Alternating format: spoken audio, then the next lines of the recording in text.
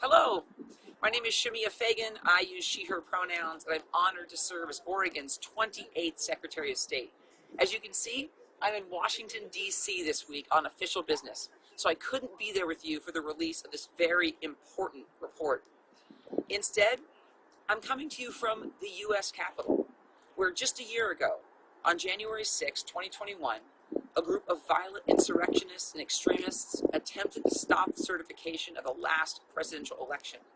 7 people died in connection to the events that day. Today, the Oregon Audits Division will be releasing an advisory report on the growing incidence of domestic terrorism and violent extremism right here in Oregon. But we're also releasing recommendations for how state legislators, law enforcement, and agencies can take immediate action and mitigate the risk of any future incidents. Look, I believe Oregon can be an inclusive democracy where everybody feels safe. But domestic terrorism is an immediate threat to that vision, and we simply can't wait for the next incident to occur. We must do more to prevent individuals from escalating down the pathway to violence. Thank you for being here today and for your attention on this very important report. Thanks, everyone. I would now like to introduce our Audits Director, Kip Memmott. Thank you, Ben. Good morning, everybody. My name is Kip Memmott. I'm the Audits Director for the Secretary of State's office. My pronouns are he and him.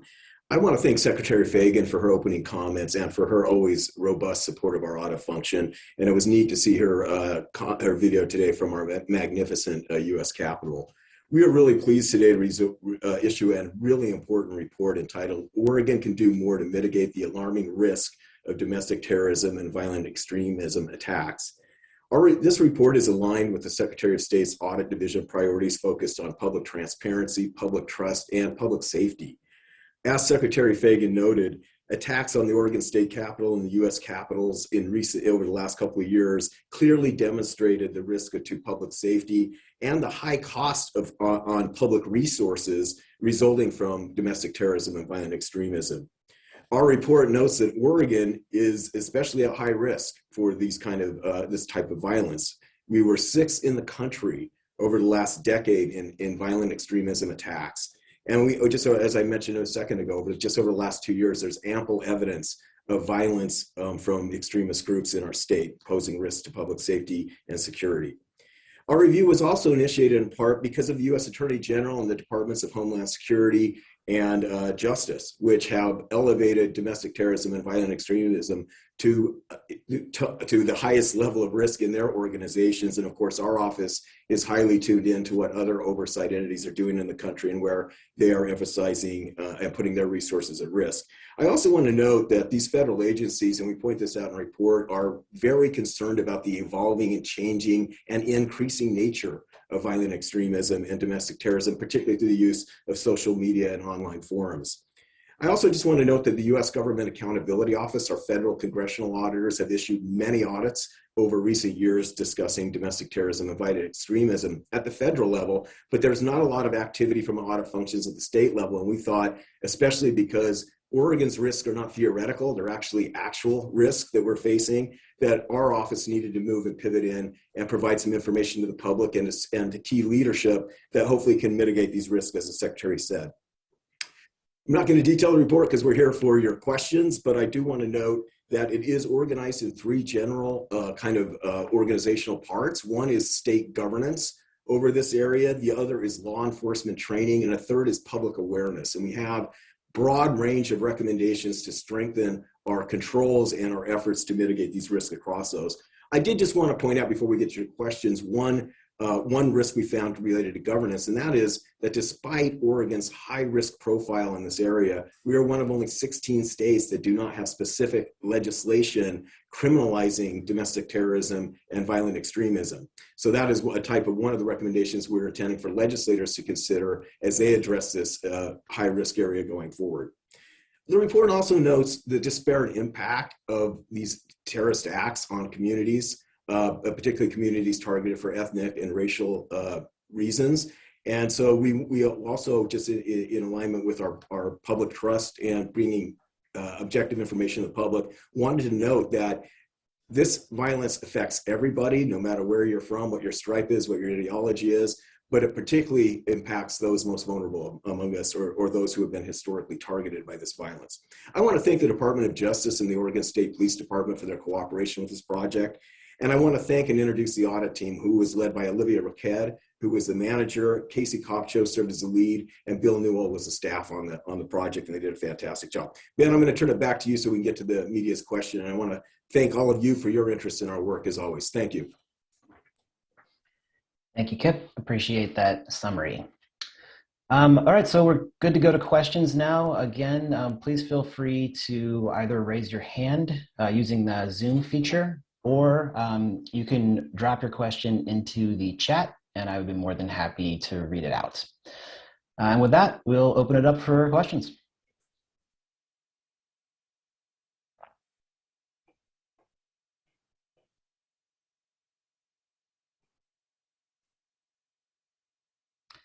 First hand I see is from Claire Withyco.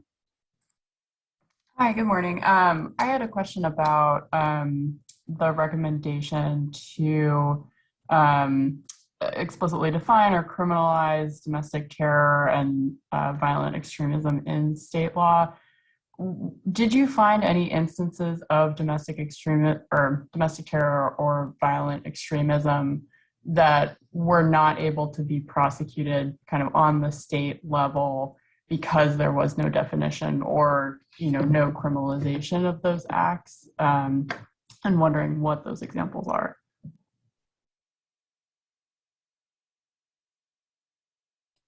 Kip, we've got you on mute, I think.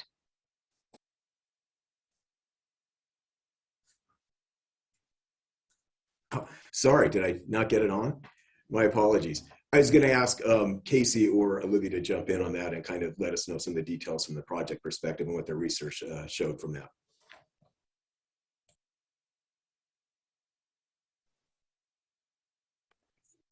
Hi, thank you, Kip, and thank you, Ben. And thank you, Claire. My name is Casey Kopcho. I served as the principal auditor or audit lead for this engagement. I use he, him pronouns. To answer the question, that's not an area that we looked. We didn't look at examples of potential, what could have been defined if the definitions had been categorized in such a way as either Georgia or Vermont, who are states that we called out in the report that do have definitions on the books. Instead, what we looked at is what currently manifested as an incident as by federal definition, and noted that having conversations even with any of our stakeholders throughout this engagement were difficult at best because of the lack of a consistent terminology at the state level. Thank you, Casey. Appreciate that. Next question I have is from Genevieve, and apologies, Genevieve, I don't have your last name. Sorry, I don't know why my last name got deleted, but Genevieve Rayom with K2 here. I know that the report says there were 11 of these types of incidents that happened just in 2020 alone. Can you break down just a few of them or a handful of them to give us an idea as the breadth of these kinds of events?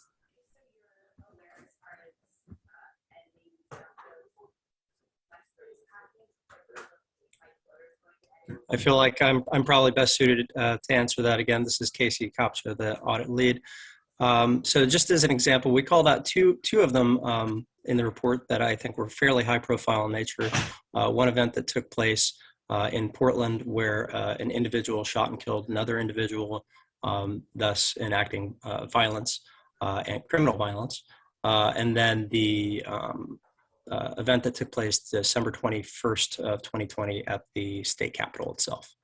So those are two of many of the examples that exist that are in the data set. Okay, thank you, Casey. Next question is from Kierstin at KBEL. Kierstin, go ahead. Good morning, can you all hear me okay? Yes, we can hear you. Okay, perfect. Just to kind of follow up with Genevieve's question, do we have an area by area breakdown of where we're seeing these incidents? Are we seeing them mostly in the Portland metro area? Or if we can kind of get an idea of where we're looking at, that would be very helpful.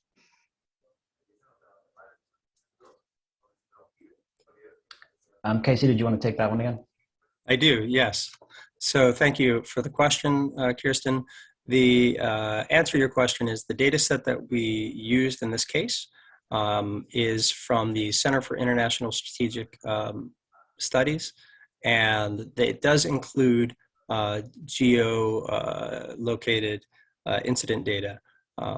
So we would be able to identify, at least in these cases, where that exists.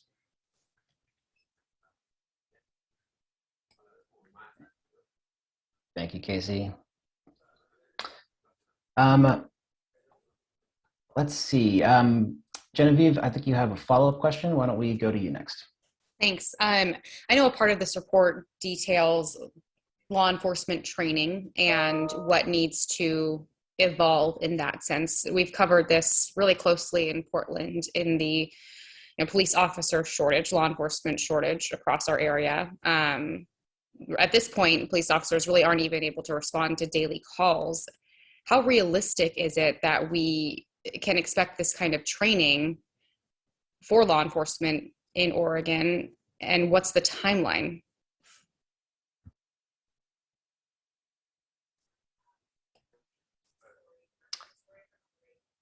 Casey or Kip, do you want to speak to anything in the report that gets to that? I'll let Casey kind of handle that from the report, and then I got a comment or two outside of the report that I can help with that a little bit, hopefully. Sure, and our answers will certainly overlap. So regarding training and the feasibility, I suppose, of implementation, when we suggest a recommendation, or in this case, a suggested action, because this was an advisory report and not an audit, then we look closely at what are the actions that an agency can take to mitigate the risk that we've identified. And in this case, that would be enhanced training for the officers, as you noted. One of the things that we can't do is identify when and how the agencies do those actions. So that's going to be up to the management of that agency, how they go about instituting the suggested action. But recognizing that the action does need to be taken, obviously, is a first step into trying to get something done and started in that. And I'll let Kip kind of pick up from there. Yeah, no, that's great. I'll just add a couple of real brief comments to that. One is I want to note that we have been looking at this great question, this critical area of law enforcement. In many recent audits, we issued earlier, I believe in January, our look at Oregon State Police Department, and particularly looking at highway patrol staffing and some of the training needs. And then we also, early in late 2021, issued an audit looking at the Department of Public Safety Standards and Training. Both of those, particularly the DPSST audit, had specific recommendations about training. Both of them had, were focused on recommendations about staffing. And to get to the bottom line of your question, it requires commitment, it requires resources. That's part of the reason we're highlighting these risks, especially from, I think, our unique viewpoint that auditors have across the whole statewide enterprise. And so we can see some gaps and some sometimes redundancies in that framework. But I think what we're looking at is, I know it's up to our legislators. They're the ones that get, the authority and responsibility for making decisions of how we allocate our resources. But we have the responsibility of elevating risk that may require more resources. And in the two reports I just referenced, we don't know what the number is. There's a lot of variables, obviously, as we were looking at police reform and other efforts going on across the country and here in Oregon. So it's not an easy ask. But I think the public risk and safety concerns elevated by all three of these audits will hopefully help stakeholders prioritize those risks. So it's a great question. As Casey said, we don't have any authority to make those decisions, nor should we. But we are encouraging state leadership to look at how we're staffing these important public safety agencies. Thank you so much. Thanks, Kip and Casey. I have a new question from Julia Shumway, and then Kierstin, I see you have a follow-up. We'll get to you next. Yeah, I'd like to know if you gave any thought when you were developing these recommendations to protecting privacy and civil liberties? I know those are issues that often run into conflict with enhanced law enforcement actions, and especially when it comes to confronting terrorism. What do you have any recommendations for how the state can balance those two competing priorities?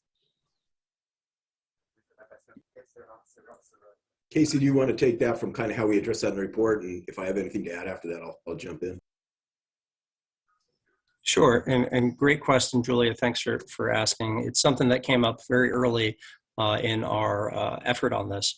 And so ultimately where we landed was, especially with recommendation to create external reporting for foiled plots and incidents especially, we noted that it's critical that this be done where such information doesn't violate privacy. So that's specifically one area in the report where we call out a need to be cognizant of the very real need to protect these civil liberties while trying to mitigate the risk of the event.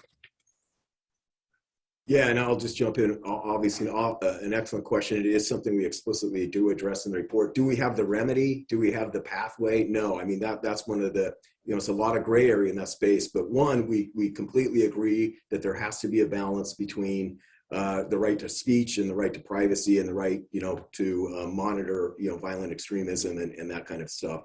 But I would say this, I think that's where we're trying to drive with some of our recommendations about a statute and about better definitions and about better frameworks. So within that very gray area, that really interesting balance area, that we at least have a little bit more there in our state of Oregon to make those tough decisions and develop that tough policy on. But without going on too much into that area, it's a great question and is something that we did not, I'm glad you brought it up because it's an important point to emphasize, and we did do that in the report. Thank you both. Appreciate that question as well. Kierstin, I believe you have a follow-up. Is that correct?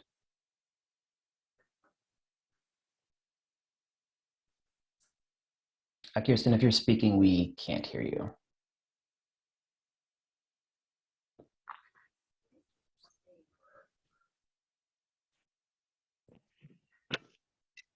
Hello, can you hear me now? Yep, there you go. Okay, perfect. Sorry, forgive me, I'm doing this in the newsroom on my work phone. With my area by area breakdown that I talked about earlier, with that in mind, obviously here in Eugene, we're expecting an influx of people with the World 22 events. Would that potentially be a target for violence here in the future? Does the report kind of show any evidence that we could be in any danger? I'll take that one. We don't. We didn't. Again, I know it can sometimes be a little frustrating for people, readers of our audit products, because we really go to controls and frameworks and measurements and things like that. So we don't really look at, like in this report, we didn't look at specific groups. We didn't look at specific future incidents or risk. But I would just say this, large public gatherings, high profile areas where, again, people driven by terrorist ideology, and I think the report really lays out the differences between, ideological violence and other types of violence. And so I think there's a lot there we can push out there. But yeah, generally, we're not in the business of predicting the future. And so we want to steer clear of that and did not speak to that in the report. Thank you, Kip. So that, I think, covers every hand that I'm seeing. Genevieve and Kierstin, yours are possibly just still up from previous questions. If anyone has follow-up questions or an additional question, we're happy to hang on for a while. We got plenty of time and just want to make sure we get everyone's questions answered. So I'll pause for a second to see if there is anyone else who would like to jump in. Feel free to come off mute and do so. I actually do have another follow-up. We talked about creating better definitions and statutes. What are the goals for measuring success here? And when could we possibly see, the legislature moving forward with creating types of legislation? Casey, can you take a stab at the first part of the question and I'll take the second part? Absolutely. So the goals for measuring success are one in our discussions with law enforcement officials, including the FBI, that are recognized as exceptionally difficult in this area because it's very difficult to prove a negative as auditors well know. So in the instance where, say, a potential event or plot, as described by the FBI, is foiled, you could question, well, did they actually foil it? Because we don't know, because it didn't happen. So it is a challenge in the area that is well addressed or well discussed. And so what has been determined in this advisory report is that merely the act of reporting the information in the first place would be a step in the right direction. It was reported until 2012 publicly through the Department of National Intelligence. It is no longer publicly reported. So getting that at a state level to have the external reporting so that our legislators can understand the nature and extent of the issue would be a step in the right direction. And just to add to your second part of that great question about legislative activity, one, and the report points this out, the legislature already has been taking action. We want to make sure that folks know, the state, one is a lot of this does fall under the federal legal framework for enforcement. And so we wanted to really, part of the report is just explain how these various federal, state, and local agencies work together. As far as the legislature, like I said, we highlight a few bills that they've been considering, some that they passed along this line. Obviously, they were in the building or work in the building that was attacked, so this is really prescient to them as an issue as well. We've also offered briefings for this report and have had one or two of those, and we'll have some after with individual legislators. And we just continue to plan to push our work, make sure they have access and understand where our work is, so it helps inform them. But yeah, we have no ability to predict or pressure legislators to work at any rate on this. Great. All right, well, it looks like that is it for questions. So I just want to say thank you again to the audits team for putting this report together. Thank you to all of the folks who showed up to the media availability today and for your questions.